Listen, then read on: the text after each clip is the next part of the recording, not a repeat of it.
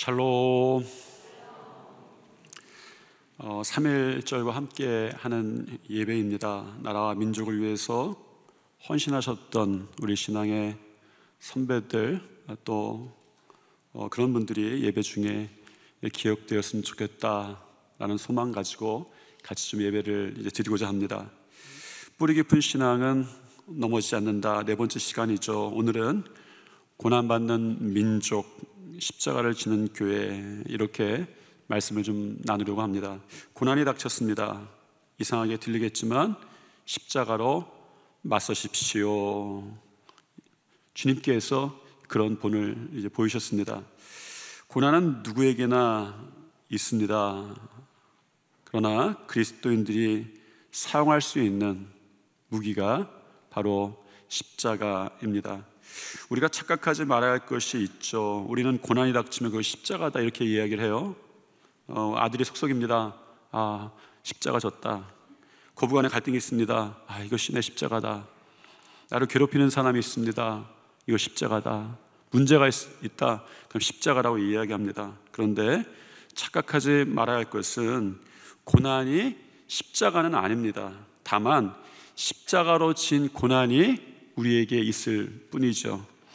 복음의 핵심은 십자가입니다.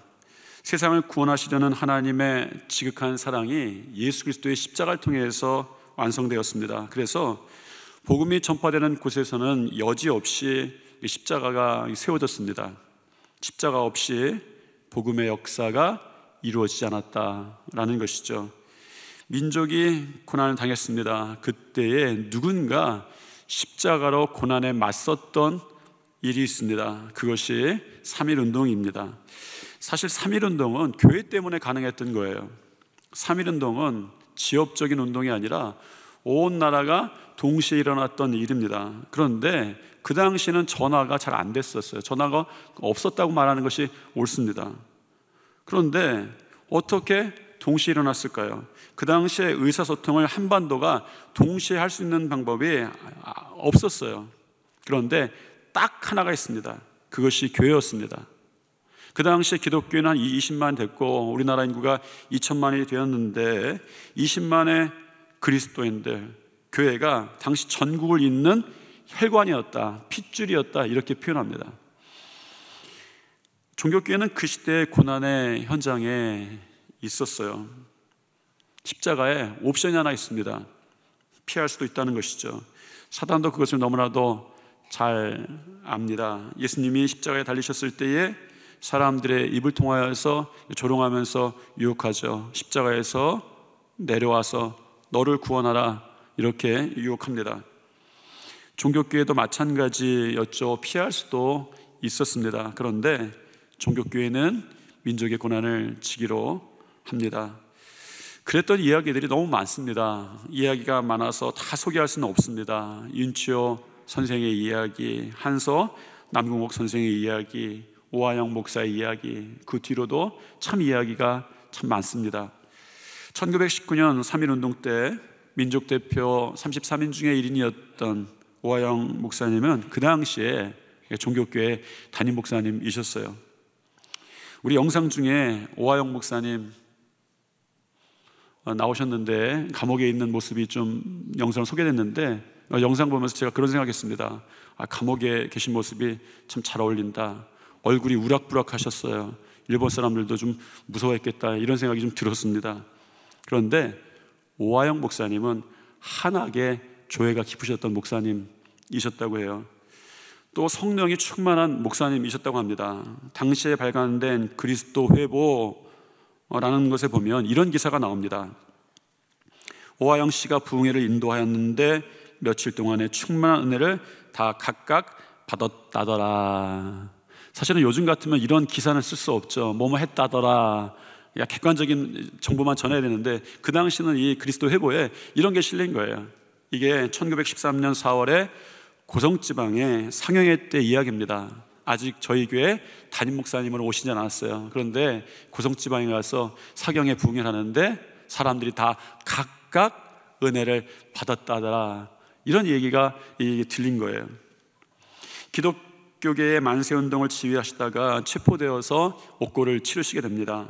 성도들이 오하영 목사님이 체포된 것을 주일날 아침이 되어서야 알아요. 예배 전에 압니다. 급하게 미국 선교사였던 저다인 선교사님이 와서 우리 종교교회에 와서 설교를 하세요. 우리 성도들 투옥된 담임 목사님을 위해서 부르짖으면서 기도하죠. 사실은 오하영 목사님만을 위한 기도가 아니라 나라를 위한 기도가 시작되었습니다. 그 당시 그런 기도에만 해도 위험한 것이죠. 한 1년이 넘게 지나서 1920년 7월 12일 그 고등법원의 판사, 일본의 재판정이죠. 고등법원의 판사가 이제 오하영 목사님을 신문합니다. 판사가 묻습니다. 당신 남감예교회 목사지? 예, 저는 남감예교회 목사입니다. 판사가 또 물어요. 1년이 넘게 지났으니까 온갖 고초를 당하지 않았겠습니까?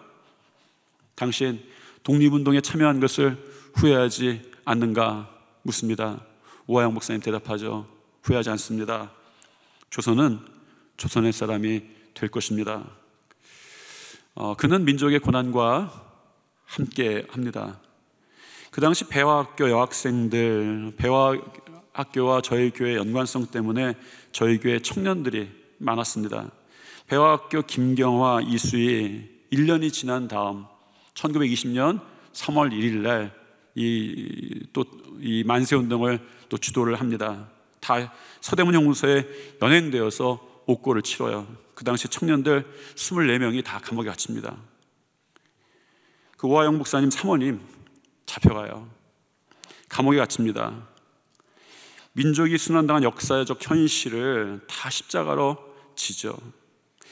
이후에도 구자옥, 조민형, 홍병선 이런 평신도 지도자들이 종교교회 이것을 배경으로 해서 1920년대, 30년대 이런 운동들을 계속 이어나갑니다. 사실은 너무 많은 이야기가 있는데 너무 짧게 이야기했습니다. 사실 우리가 그런 일을 했던 것 생색낸 일도 아닙니다. 그 당시에 민족의 고난 장황하게 이야기할 것도 아니죠. 짧게 이야기해도 우리 안에 다 있습니다. 다 합니다. 자세한 내용 몰라도 그런 일이 있었고 그런 일들을 하였다는 것 다 압니다. 그런데 반드시 깊게 알아야 할 것이 있습니다. 3.1 운동이 민족의 고난에 맞선 교회가 진 십자가였다라는 사실은 우리가 분명히 기억해야 합니다. 참 이상하죠. 고난을 오히려 십자가로 맞선다. 사람들은 고난의 최후가 십자가라고 생각을 합니다. 그래서 예수님을 십자가에 매달죠. 그런데 예수님께서는 십자가로 전 인류의 죄의 문제를 맞서셨습니다. 고난을 십자가로 맞서다, 이 주제를 가지고 말씀을 좀 묵상하다 보니까 떠오르는 성경이 있었어요. 에스더서입니다. 여러분, 에스더서 위에다 이렇게 써놓으셔도 좋을 것 같아요. 고난을 십자가로 맞서다. 아마 에스더서 위에 그렇게 쓰고 에스더서를 보면 에스더서의 의미와 은혜가 우리에게 올 것 같아요. 고난을 십자가로 맞서다. 에스더서를 읽어보면 이 이야기입니다. 고난을 십자가로 맞섰던 이야기예요. 어떤 일이 벌어졌죠? 이스라엘이 망하고 포로로 끌려가서 타지 생활하던 이스라엘 백성이 모두 죽을 위기에 처합니다. 아주 멸망당할 위기에 처합니다. 민족적 고난이 왔어요. 이 사건은 뜬금없이 하만이라는 사람이 벼락출세하면서 생겼던 일입니다. 에스더서 3장 1절에 보니까 이런 이야기가 있죠. 그 후에 아하스웨르 왕이 아각 사람 함무다다의 아들 하만의 쥐를 높이 올려 함께 있는 모든 대신 위에 두었다. 하만이라는 사람이 갑자기 총리 대신이 됐어요. 승승장구합니다. 높이 올렸다라는 표현 속에 있는 문자적 원어적 의미가 갑자기 벼락출세했다, 이런 뉘앙스가 있어요. 이 사람이 안 그랬는데 어느 날 벼락출세를 해버린 거예요. 이스라엘 민족의 대적이 갑자기 등장합니다. 힘있게 권세있게 등장하는 장면이에요. 에스더서의 이야기가 여기서부터 사건이 시작되는 것처럼 보입니다.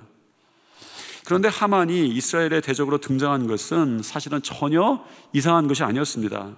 하만은 아각 사람이다 라고 성경은 전하죠.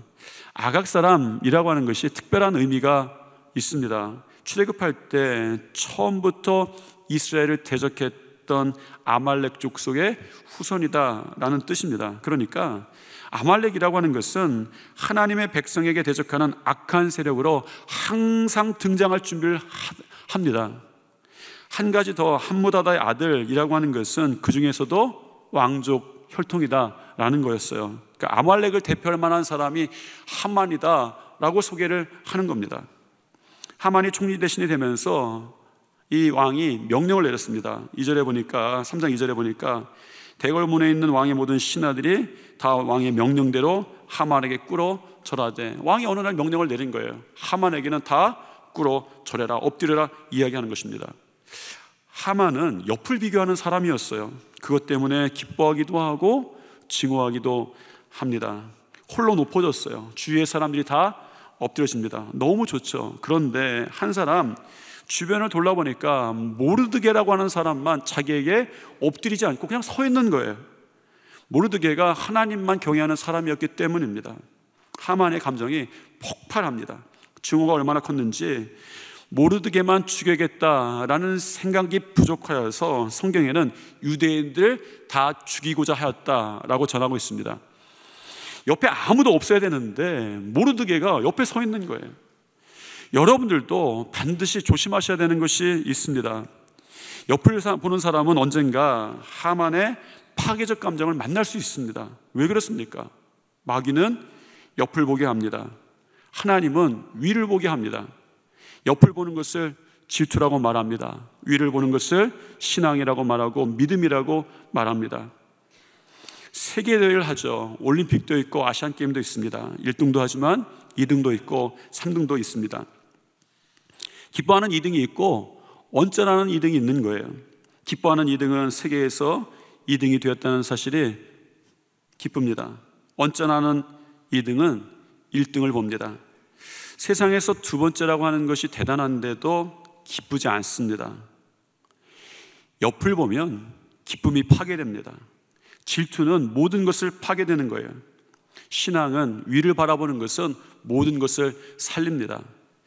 하만이 감정을 푸는 방법을 보면 그가 어떤 감정으로 살아왔는지 사는지가 보여집니다.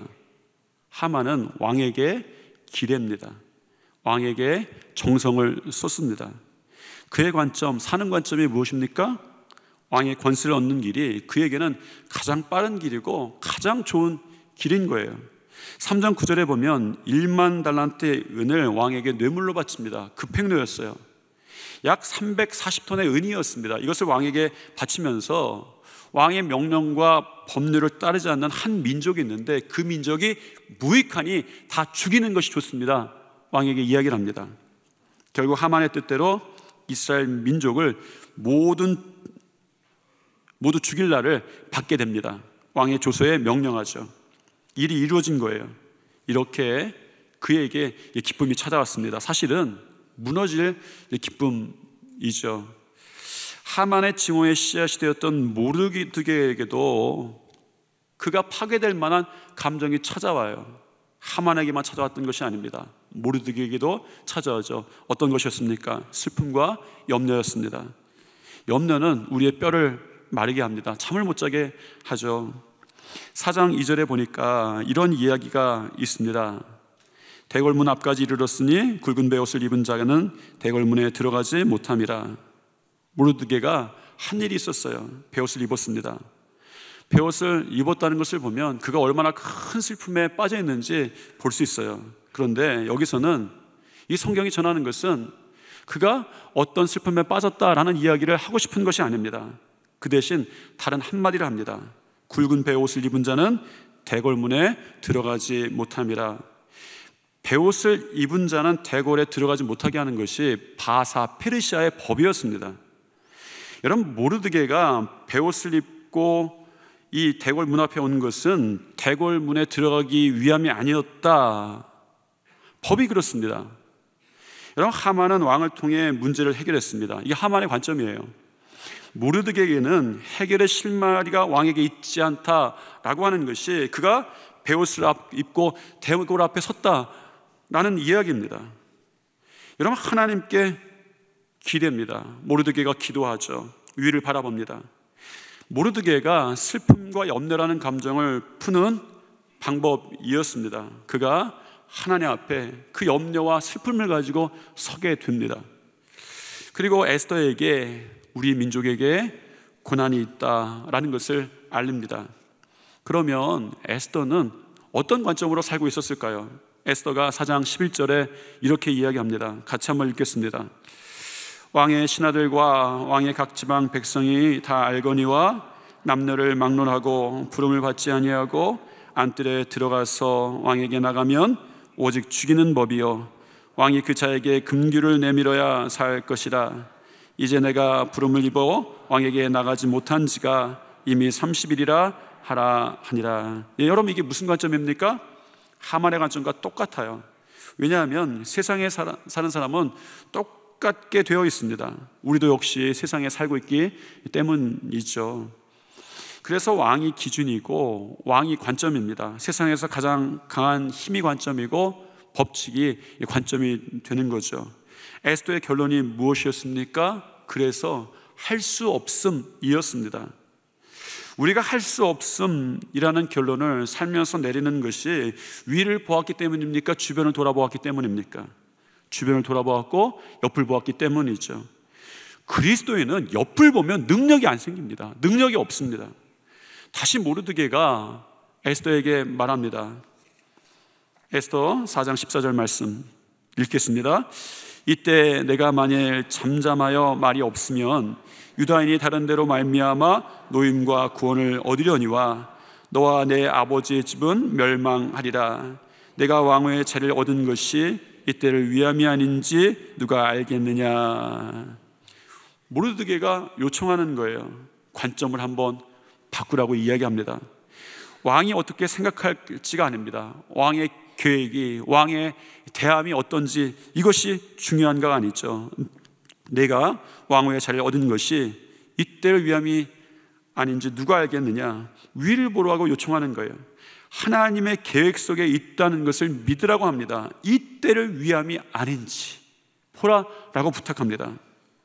이제 에스더서의 가장 중요한 두 가지 주제, 두 가지 기둥 중에 하나가 여기 있습니다. 하나님의 계획이에요. 여러분, 에스더서는 이 두 가지 기둥이 있는데 첫 번째 기둥은 하나님의 계획에 대한 이야기입니다. 이것을 선포하는 사람이 모르드게예요. 에스더서의 특징이 있습니다. 그 후에 라는 말이 참 많이 나와요.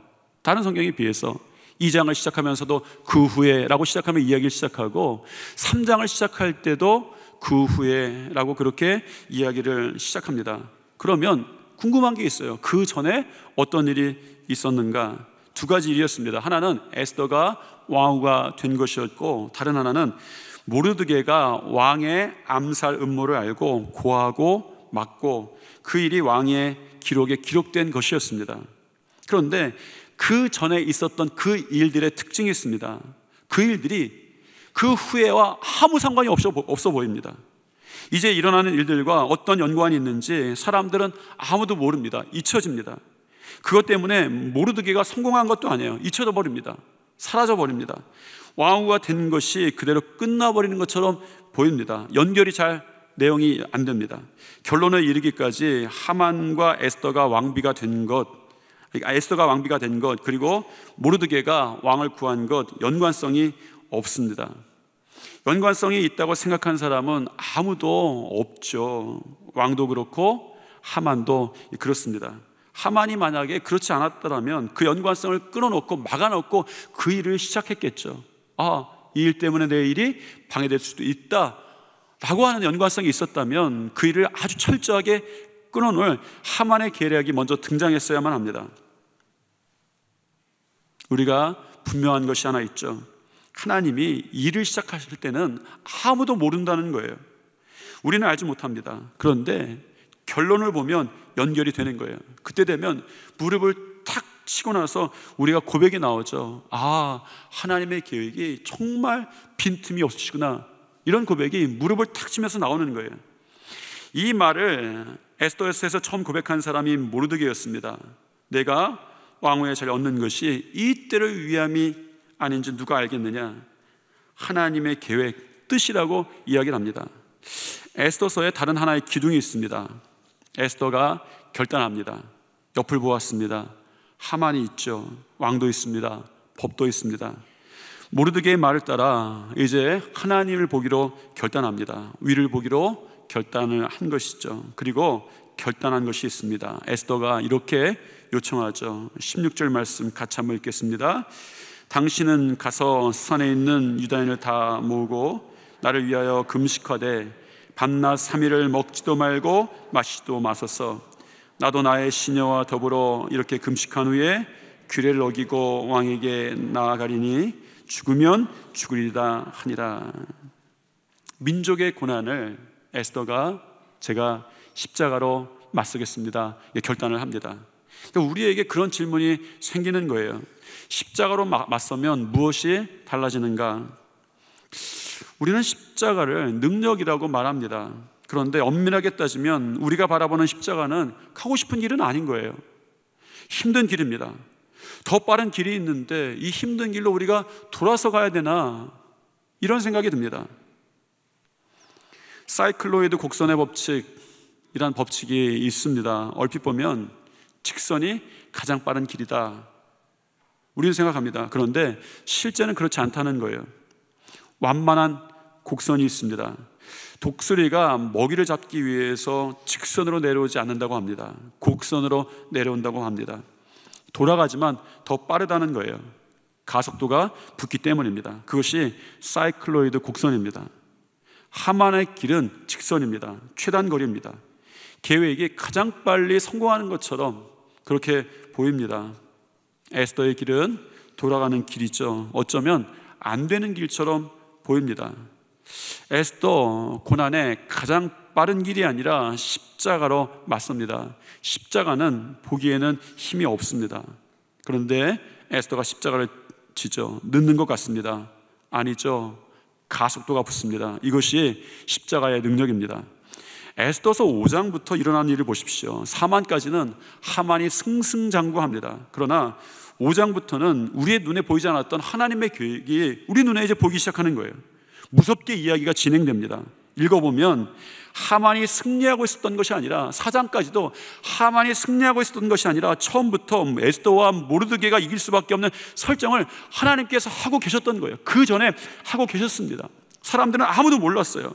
잊혀졌습니다.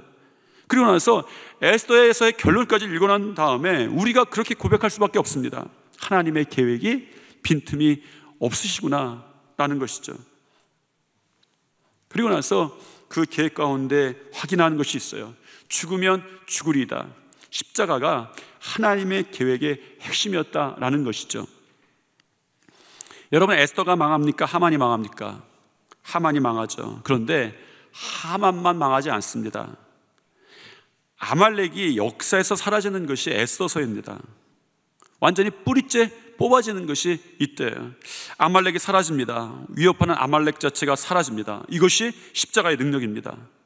자식과의 문제가 있어요. 거부간에 문제가 있습니다. 직장에서의 문제가 있어요.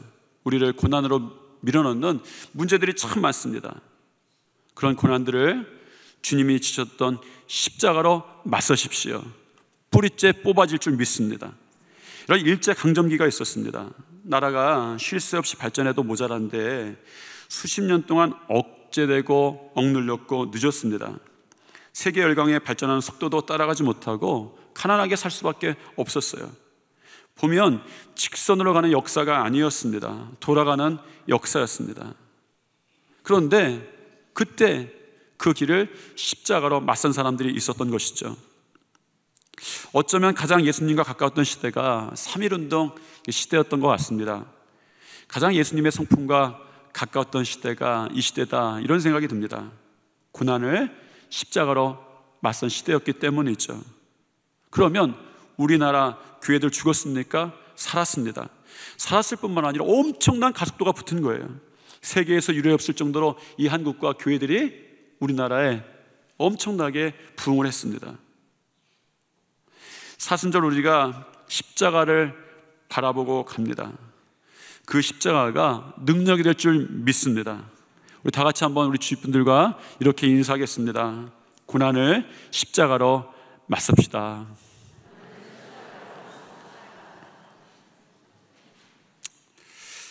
주님, 이 나라 우리 민족의 고난에서 건져주시고 놀랍도록 축복해 주심을 감사합니다. 그렇게 십자가로 맞선 신앙의 선배들을 주심을 감사합니다. 이 신앙의 뿌리 저희 가운데 살아나게 하시옵소서. 사순절을 지나갑니다. 십자가가 능력임을 믿습니다. 우리에게 있는 여러 가지 문제들과 고난들이 있습니다. 십자가가 승리하게 하시옵소서. 예수님 이름으로 기도드립니다. 아멘.